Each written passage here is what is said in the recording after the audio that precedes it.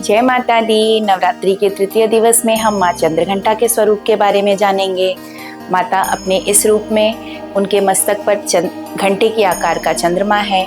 माँ के अष्टभुजाएं हैं, माँ सिंह पे सवार हैं। माँ का ये स्वरूप हमें बताता है कि माँ अब उनमें सारी शक्तियाँ आ चुकी हैं। जैसे शैलपुत्री के रूप में उनका बहुत सूक्ष्म स्वरूप था, ब्रह्मचारिणी के रूप में उनका तपस्यारत स्वरूप था।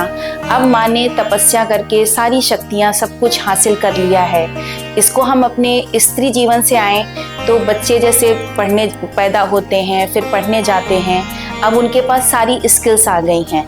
अब माँ युद्ध के लिए भी तैयार है, माँ संपूर्ण सृष्टि में रचना के लिए भी तैयार है। माँ का ये आप रूप देखिए, माँ के चेहरे पर हल्की सी मुस्कान है। माँ मतलब शांति, उत्साह, युद्ध, आक्रामकता, सभी रूपों का सूक्ष्म रूप इस रूप में माता रानी के चंद्रघंटा स्वरूप में हमें देखने को मिलता है। चंद्रघंटा स्वरूप में माँ का हमें जब आराधना करनी है तो हम लाल वस्त्र धारण करते हैं।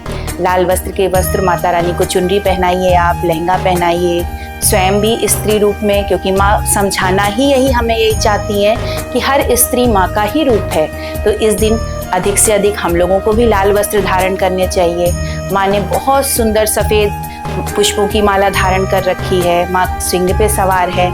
उनका ये रूप भक्तों को अनंत आशीर्वाद के लिए ही है। माँ अपने इस रूप में भक्तों के ऊपर सिर्फ कृपा ही करना जानती हैं, ना अभी वो क्रोध की मुद्रा में है, वो पूरी शांत, उनके चेहरे पर मुस्कान है।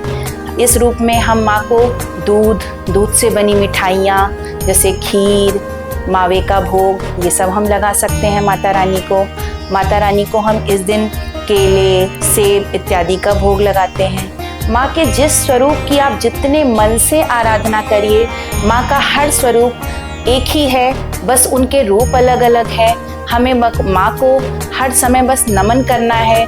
हे माँ, हमारे ऊपर अपनी कृपा बनाए रखें, हम आपके बच्चे हैं, हमारे ऊपर आप जितना हमारे अंदर जो भी क्षमता है, हम बोलते हैं ना, माता रानी की पूजा कभी कोई पूरी कर ही नहीं सकता, हम सिर्फ उनको अपने श्रद्धा सुमन दे सकते हैं। हे माता रानी, हमारी पूजा को स्वीकार करें, हमारे ऊपर अपनी कृपा दृष्टि बनाए रखें। जय माता दी।